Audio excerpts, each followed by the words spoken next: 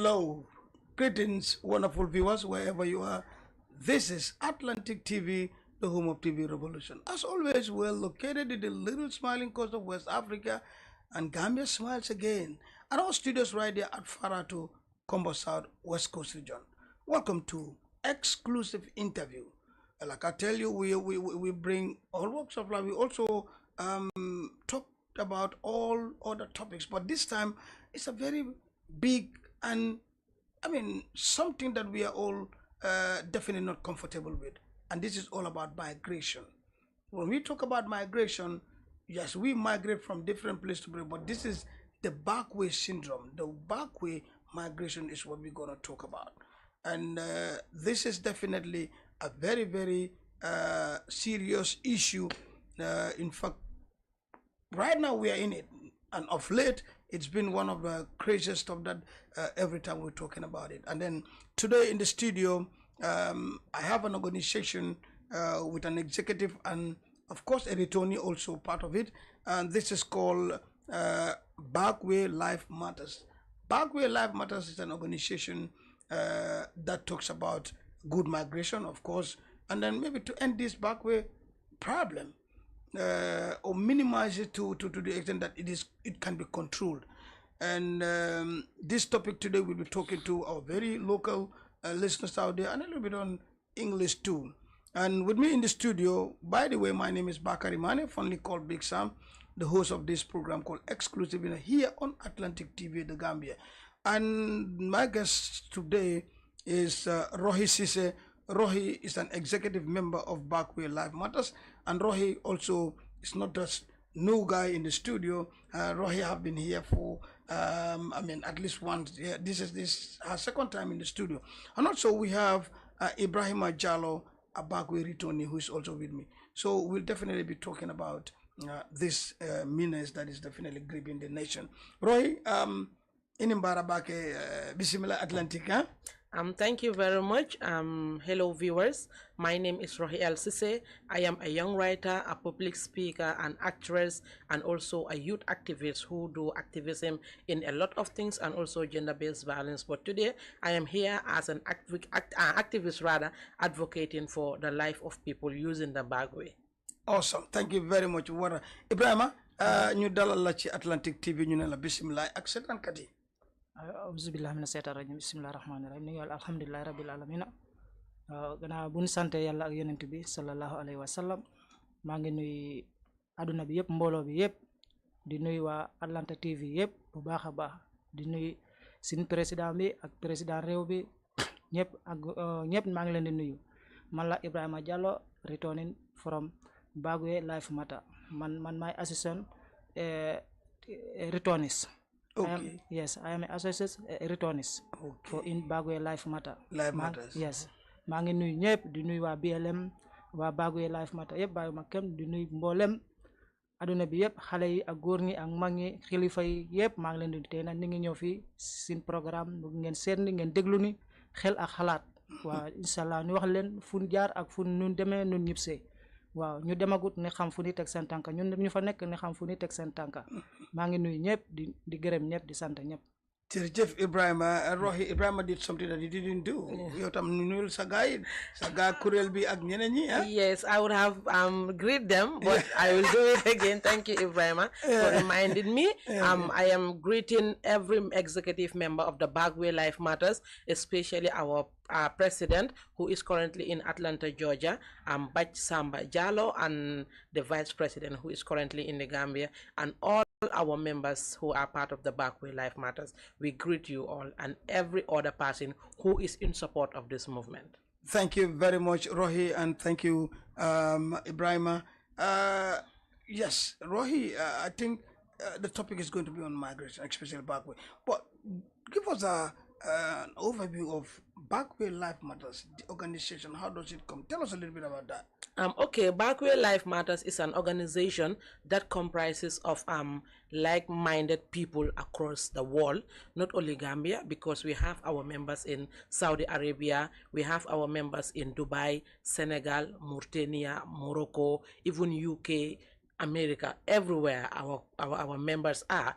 And We register it in September 2022 in the Gambia with the aim and objective of eradicating the use of migration and also to protect the rights and dignity of our people who already use the way in any country that they have find themselves. Wow, this is awesome. In the Gambia, where is the headquarters or where is your office located? This is the headquarters in the Gambia here. Okay. Right now, we do not have an official office because it was inaugurated in 2025 after its establishment in 2022. But where are you harbored? Where can one reach out to you then? You can chat with us through our emails, through communicating with us, but hopefully we wanted to make it something that stand out, to have our office and make it a movement that can really stand out officially. Yeah, and of course, maybe if you have an office, munga accommodate guy. Or Yes. you can give that. Well, that's a very wonderful one, and I think the aims and objective of that is very, very important indeed. You know, in fact, the life there also really matters because you don't just throw life away. We all know at some point in life we have to go. But then, I mean, you just don't do it like that. So I think this is a very well meaningful one. Yes, Rohey, Balanyo Demsi Ebrima. What are since the inception? What are some of the stuff that you guys were running? Actually, in 2023, there were Gambians who were evicted from their houses in Libya because they couldn't pay for house rents, no food, no nothing. So the organization contributed money, about $11,000, because there were no sponsors. It was just internal contribution. We sent the money to those people to help them to have food, pay for their rent and others in our own way. So in 2024 also, we have Gambians who were now tired and wanted to return back home, but so unfortunate they do not even have transportation, so they were locked in Mauritania. They wants to come back but no transportation, so internally the organization has to contribute again and send money to those people through our account to make sure they have transportation and come back in the Gambia. So in this early 2025 also, there was a fire incident in Libya where the Gambian government and the IOM helped them to come back in the Gambia, but even at that we still contributed as an organization to make sure we have a meeting with the IOM. We were given the opportunity to meet them, then we also give them their envelope as a means of our support. So also there were Gambians who also faced a lot of problems in Libya, but we make sure Noha, who is our ambassador, they are to also go and make sure their lives are protected and they are safe also as well. Wow, that's a very good one. That's a very good one. Let me begin this before we go to Ebrima, and then we'll come back for some Mandinka translation. Sure. Right now, it's very, very tense. Every other day, boats are leaving and boat capsizing, 100 and something, I mean, just of recent. In fact, those bodies are not properly washed out and are still coming up shore. So it's a very big problem. Sure. What can you tell us about that? In fact, I want to add this, especially those that are doing with the Backway stuff.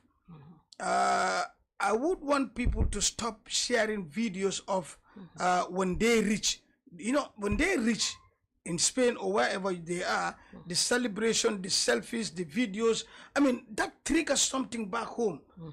But if those are kept, in fact, I would like to give a word to Ebrima. I think he's one of, if I can remember, is it Ebrima, this migration guy?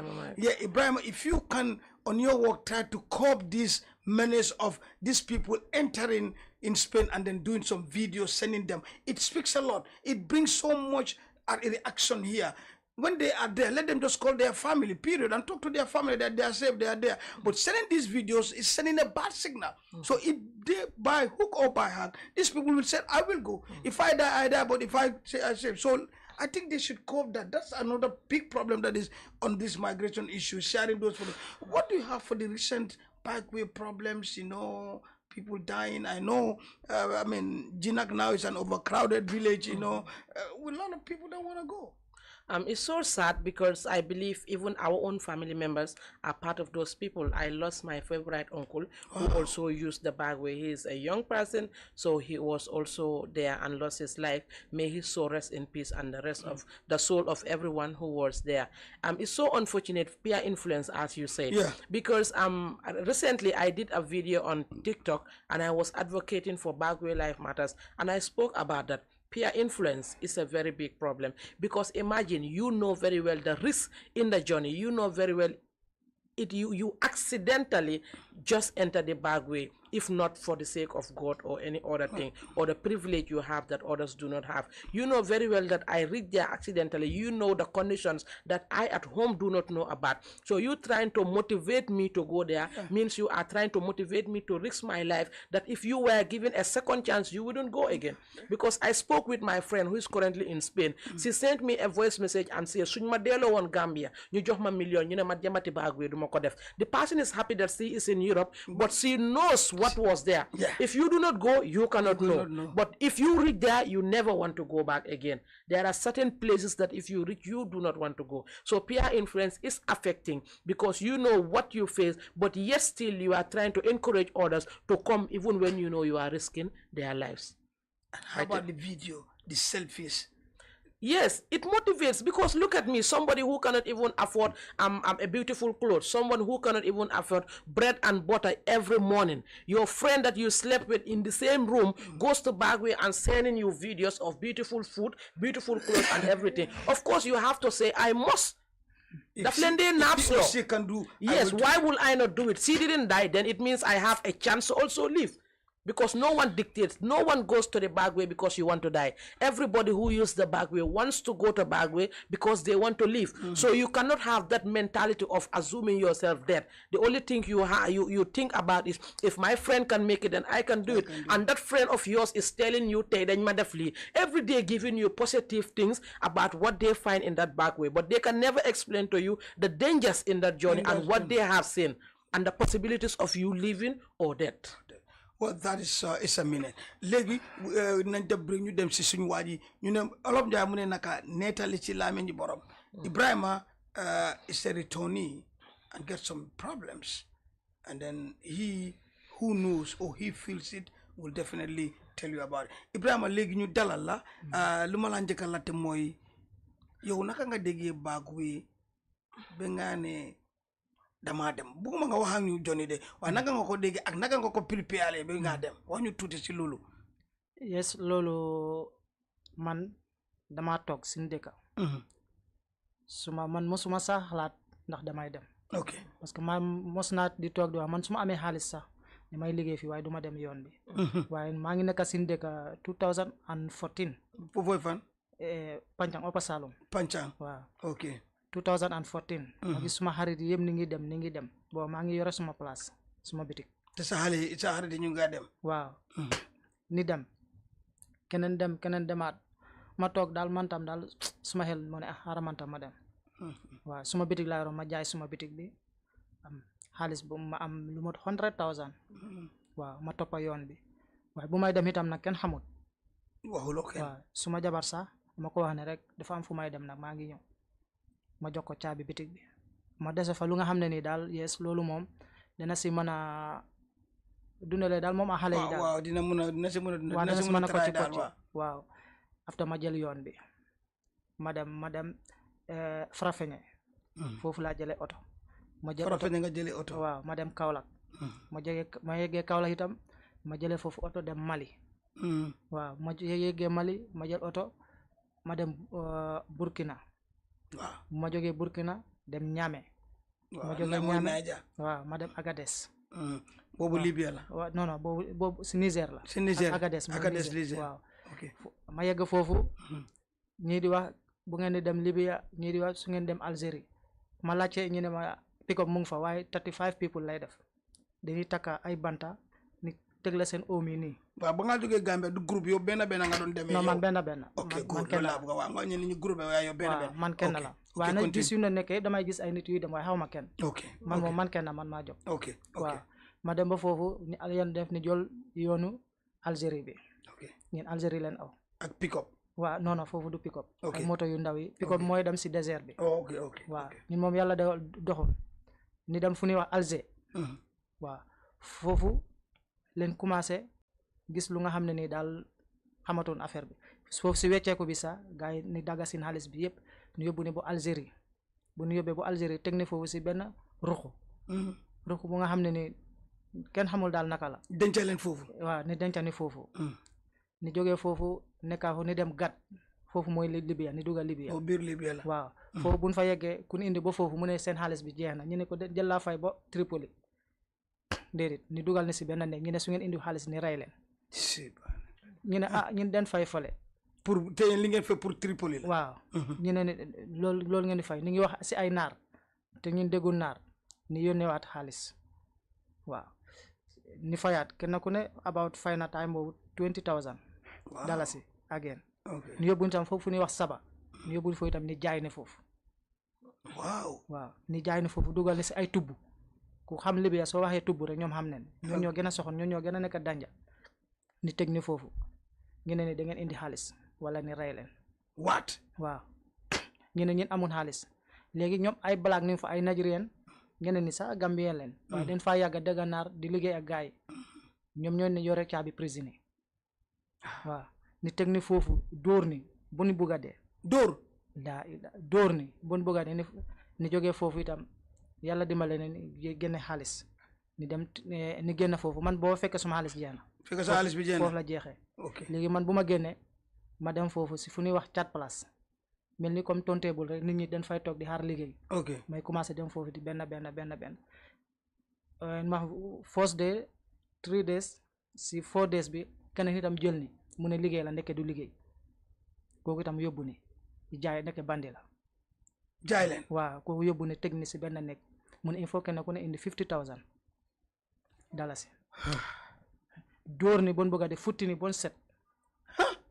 bon set jël ay goon AK-47 waaw mu ne yentaay rek mu on ko mu yóbbu ko si kaw ñëpp tiit waaw non daf koy on mu yóbbu ko si kaw mu def ko nga xam ne fay rek mooy des waaw ni nekk foofu boo xam nga Gambien ni moom ñu den am fit pour dajji ñoom den dajji ay prison yàgg nañ ko fay dajji ni xaar boo waaji génn rek ni dajji bunta bi ni génn ba bi mu génnee waaw bu mu génnee dajji bunta bi waaw ni dajji bunta bi dem ni génn léegi ma gis foofu benn waay mu ne moom mu ngi amee place dafa bëgg ku koy jaayal waaw ma dem si ko liggéey fa 2 weer ba ma am passe Tripoli di ko jaayee waaw daf lay jël nga leen di jaayal nga ko jaayee ma am fa 2 months ma am xaalis dem Tripoli te foofu itam booy liggéeyal si nit doo ko ñemee wax ne damay jàll déedéet foog nga noppi waaw foog nga noppi da ngay sàcc nga dem waaye soo xoolee da ngay jàll rek moom tam mën na laa jaay wala du la fay sa xaalis waaw ma dem Tripoli maa fa dugg 2015 waaw bu ma fa duggee ma foog ne ndeke raw naa waaye ndeke commencé gu ma léegi yow commencé ngulo yow nga ne moom alhamdulilah ma ne fu ma jógee fa léegi nekk alhamdulilah la foofu itam ma dem fa di commencé dem si 4 place bi di dem di liggéey di ñëw di dem di liggéey di ñëw di dem di liggéey di ñëw yentaay ne di ñëw seen kër gi guddi ni fekk lu mot ay 100 nit wala 50 people ñëw dajji ko yëpp si guddi gi jël sa xaalis yëpp ñii jël leen si oto yóbbu leen si prison ñii escape daanu damm bandi yi ñoo dee def loolu waaw bandi Libya yi ñëw seen néeg rek ni xaar boog ay two si guddi wala 1 si guddi ne ñëw dajji ko ñu ñëw sa kaw waaw ni ñëw sa kaw jël lu ngeen am yëpp xam nit ñi suñ liggéeyee xam ne nit ñi foofu la ñuy denc seen xaalis amul dem banque waaw doo am doo mën a dem dañuy xaar ba guddi rek nit ñëw xam ne fii moom ay balaak ñoo fi nekk ñëw dajji ko yëpp waaw yóbbu seen xaalis yëpp ñeneen ñi daw ñeneen ñi yóbbu leen si pick-up yóbbaale si prison bi waat ñu ne la ay $50,000 ay ni am na ñu fa nekk ni ngi yore ni ngi leen jox iPhone ay black man soo ñëwee ñu ne la soo bëggee call sa mbokk yi waaw soo callee sa mbokk yi tam da ngay fay foog nga amuloo dara léegi sa xaalis bu ñëwee ni génne ko si léegi fekkee $5 la ñoom dañ lay wax $30 la 1 unit ni nekk si prison bi ni nekkaat foofu man ma daj ay bandi ni fetel ma dama suma 2 tànk yi da nga dégg waaw Afrique ay bandi itam ni suma 2 tànk yëpp dañ koo damoon ni dugal fa ay weñ ak fetel yes AK-47 waaw ni dugal fa ay weñ ma nekkaat si loolu 7 months maa ngi si prison bi ak suma tànk yooyu. ak sa tànk boobu noonu. waaw IOM su ñëwee foofu Gambia li ambassade bi ñëw na foofu. Sénégal ak Guinée mayoon nañ ma ñetti contrôle ngeen nga naa maa ngi am condition ini fly bu pare rek man damaa ñibbi. waaw damay ñibbi. fly bu ñëwee ñu ne ak kii na moom time am ñibbi jotagut tànkam yi wéragut si loolu laa nekk si métit bi te lekk soo lekkee tey suba waat ah 7 months maa ngi foofu boo man suma famille bi sax foog ne man damaa dee. yow dee nga. waaw suma jabar sax magam keroog mu ngi ma woorale mu ngi woor mu ne pour man weer koor 2 fan la def ñetteel fan bi ma kool waaw waxoon ne suma jabar sax est-ce que sa jëkkër deewut 7 months déggul te man mosuma nekk lu ma xat 3 days kooluma suma famille. foo nga kool leen. foo ma kool leen waaw. so ak métit boobu noonu. yaa ngi ci prison so lu tax ñu ne duñ la mun a yóbbu because da nga am métit. waaw ñu ne tànk bi mën a guta weñ yi man mën a guta dugg fly. ok mun a dugg because fekk ñu ngi ko defar. waaw ñu defar def fa weñ pour balaa moo yëpp di defin. te loolu keroog bu ni opération ni bàyyi na foofu keroog itam ay bandi ñëw foofu itam bëgg ni jël si loxo gars yi sin opération bi. waaw gars yi dawale ni yóbbu ne si beneen nekk itam laxane foofu. opération upon opération. wallahi gars yi laxane foofu bandi yi ñëw bëgg ni attaque itam foofu fu ñu tëdd si hospital bi. waaw si hospital bi. wallahi si hospital bi gars yi laxaane feneen man naa am na ñoo xam ne dana dégg lu may wax ni laxaane feneen yóbbu ne si beneen néeg ni yóbbu ne foofu lax ngeen ne bandi da leen bëgg a jëlaat te ñun boobu xamul dara ni ngi am sin ay métti. talu leen dara sax. déedéet talun dara ma nekk si loolu boo yàlla dogal 2018 laa ñibbisi. naka nga ñibbisee gars yi IOM ñoo fa dellusiwaat te fly Sénégal laa ñibbisee woon sax. Sénégal ñëw waaw Sénégal laa ñibbisee time boobu naka la tànk bi meloon. time boobu maa ngi dox waaye maa ngi amee métit. waaw génnee nañ weñ bi déedéet weñ bi fii lañ ko génnee. weñ bi fii lañ ko génnee. waaw yaa weñ bi yëpp da nga ñëw ba Gambia. waaw man weñ bi am nañ fi 3 years. 3 years mu ngi fi dafa commencé dem ba bon na suma tànk bi mu commencé indi deret ak deret ma xam ne ni gisatuma lu ma xam after ma daw ma jógee si ndekk ñëw Kombo depuis 2023 laa ñëw Kombo ba léegi maa ngi fi. nga faj ko si diggante bi. waaw ba léegi ma ñëw fii suma ay mbokka suma ay xarit dem naa nag bu ma ñëw itam parce que booba maa ngi ñëw aw ma dara. lu ma amoon yëpp yàq naa ko. waaw lu ma amoon yëpp yàq dem naa fii Alfayda 1 FM dem naa foofu si rajo boobu inbaa nen ma foofu di ma defal ndimbal dem naa fa 3 times Alfayda 1 FM. waaw Fada xam naa suma waa ji Baye Njool moo fa. waaw kii Rasta Baye Njool. Baye Njool waaw Njool dem naa fa.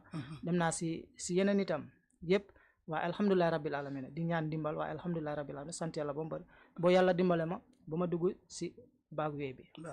waaw Backway bi moom alhamdulilah rabil alamin waaye man moom ku nga xam ne nii sax danga may rey sax. nga may rey. su ma la gisee ngay dem Backway man danaa la dëpp waxuma la ku may dimbale de ku may rey. ku nga xam ne ni yow da ngay jël. da nga bokk pour le Ebrima. pour rey Ibrahima da nga ko ne bu mu dem. sooy dem si Backway bi man danaa la rey waaye doo dem. te fekkee yow yaa ma war a rey. man danaa la rey man. ne bul dem doo dem waxuma la suma xarit. parce que man damaa xam lan laa loos. loos naa alal loos naa suma doom ay doom kay parce que ku nekk 6 years yaa ngi bàyyi sa jabar boo fi nekkoon mën naa bu dee 2 doom sax am nga ko. dëgg loos naa alal am naa ay bakkaat yu bari parce que suma jabar lu ma ko fi teg moom xamul lan laa nekkee fale. moo tax man maa ngi ñaan ku nga xam ne ni mboolem ku nga xam ne ni moom. ni ngeen xale yi neen bàyyi seen xel soo gisee nii wax lii soo waxee na nit bàyyil fii da nga koy wax mu jàppa fii waaye ku la wax bul dugga si teen dafa bëgg sa njëriñ ëllëg.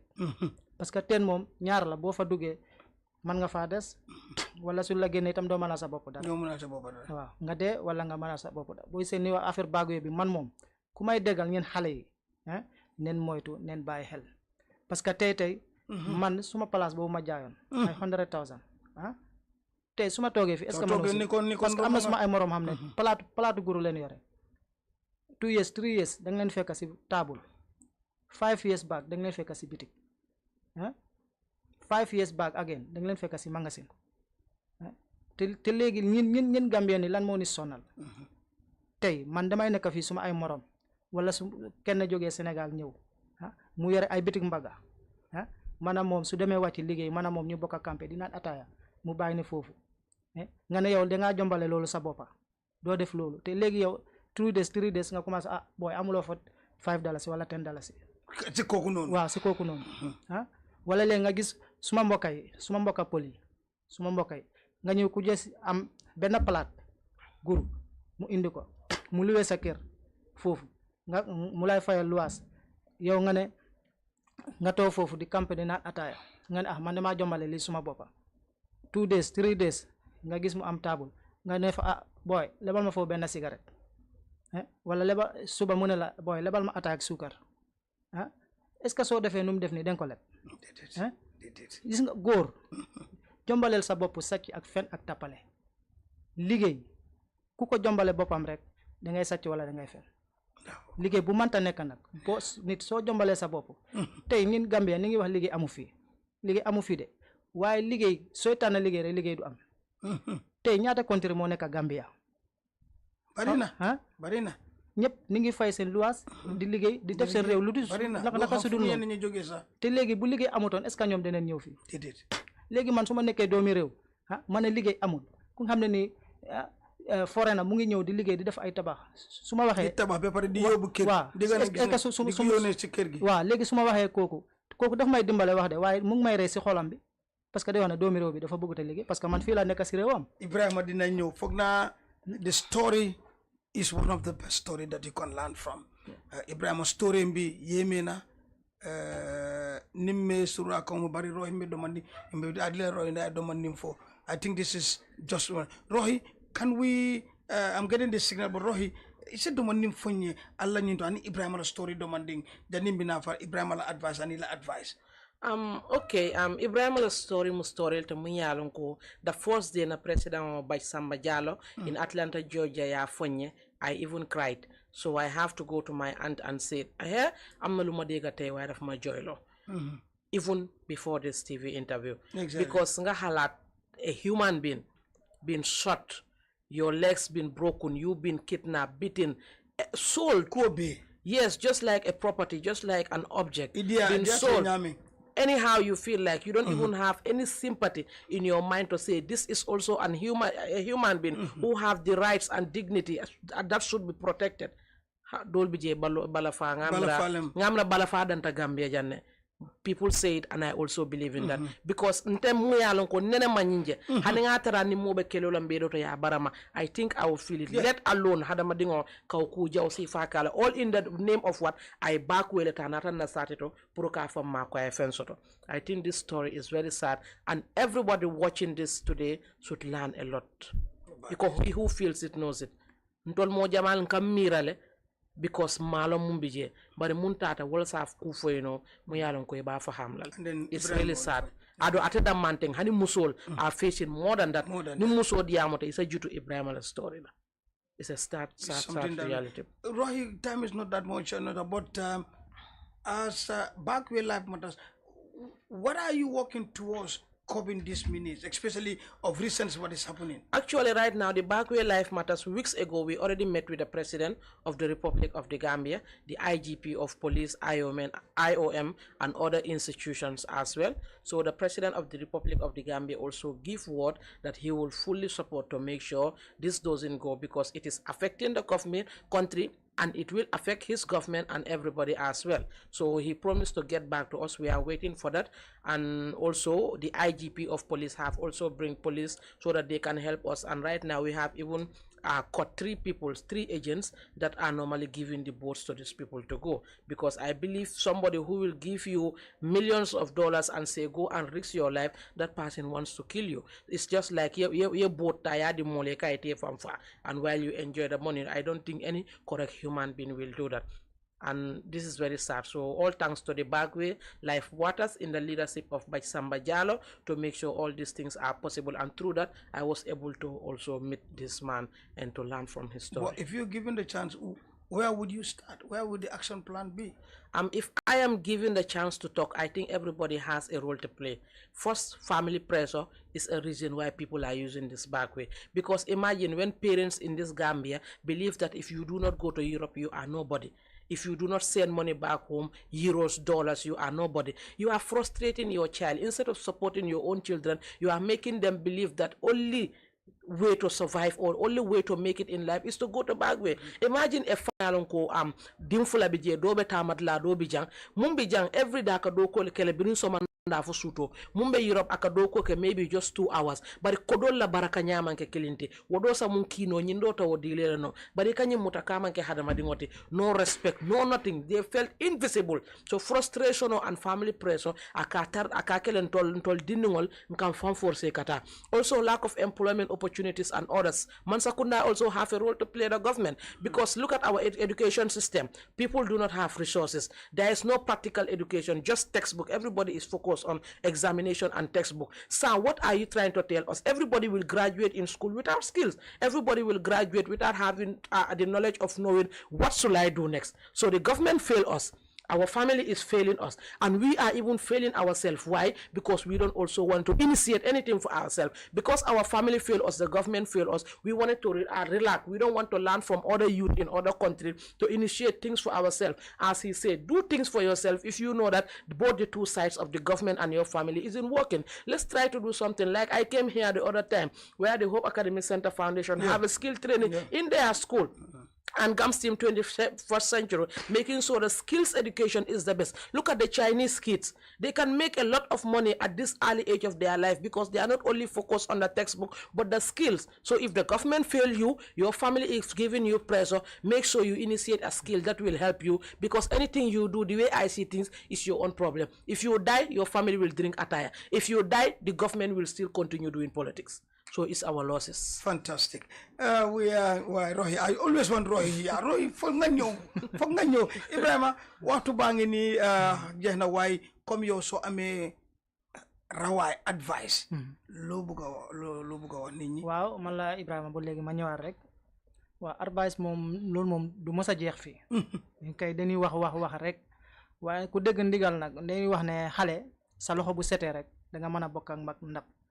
Xale nag su amee déggin mag rek man naam am na mag yoo xam ne moom soo leen dégloo man nga focus waaye am na mag yoo xam ne moom soo leen dégloo man yàlla mën na laa dimbale waaye xam nga xam ne ni su kuy wax suma doom bul dem si lii xam nga kooku soo déggee ndigalam rek man naam sa ëllëg njëriñ ëllëg danga ko gis am na kilifa yoo xam ne ni demal sa morom yi dem neen soo dégloo ñooñu itam mën naa am doo xam sa njëriñ te yow itam duñ xam njëriñu doom soo déggee yaa nga xam njëriñu doom mu mag sa loxo mu liggéey sa loxo tekki am ay jabar ay doom seti ñëw sa kaw waaye sa doom su dee doo xam njëriñu doom de da nga xam njëriñu doomi jàmbur waaye doo xam si yow sa njëriñu doom loolu yëpp ñun kilifa yi war na si bàyyi xel kii dem na dugg na kii du dem dugga de nen xool même fii si Gambie am na ñoo xam ne buñ xëyee dañuy dem liggéey am na ñoo xam ne buñ xëyee duñ dem liggéey waaw yàlla moo bindas wutale séddale bul xool nit dem na rek yegg na yow tam yëkkatil sa doom xaaral nit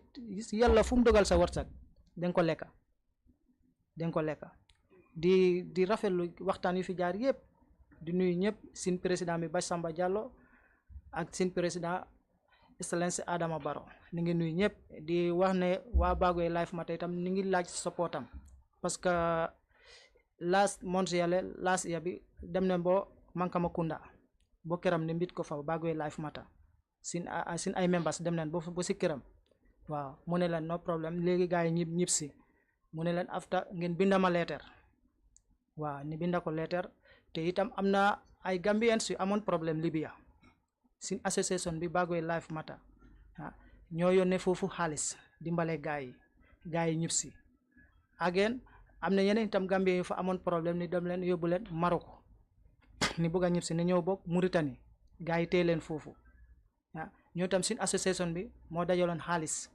dimbale gars yi ni ñëpp si Gambia waaw kon daal ñu mun dimbal na ca waaw léegi itam am na itam yeneen Gambia yi nga xam ne ni gaz bi moo daanoon seen kaw Libya ay 20 people nit ni ION ak government Gambia indi leen waaye man bokkoon naa si ñu dem IOM mit leen foofu ñu yóbbu leen 17,000 dala sin association bi association nag moom bari na Gambia bari na waaye nag Backway Life Matter tànka yum jël waaw boobu yëpp dañ ko war a estimate fu nekk nii tànka yum jël association yi moom lu mu defagum association bu ko defagum si lu mu gis de amagut jërëjëf waaw association bu nga xam ne ngay jël sa xaalis yaa ngi laaj ndimbal amaguloo waaye lu nga am lu mu tuuti yaa ngi koy jël di dimbale nit ñi yow ëllëg bis boo amee lu bari kenn du sonna ñëpp kenn du sonna kon nag ñu nguur gi daal nañ support waaw nguur gi moom ni nga koy talal loxo di talal ñëpp nag loxo support ne ñun xale yi ni bàyyi xel bu baax a baax suñ président bi moom ku baax la ñun fu ñuy mënta dem fu ne ba Samba Jallow amul fayam yàlla moo am payam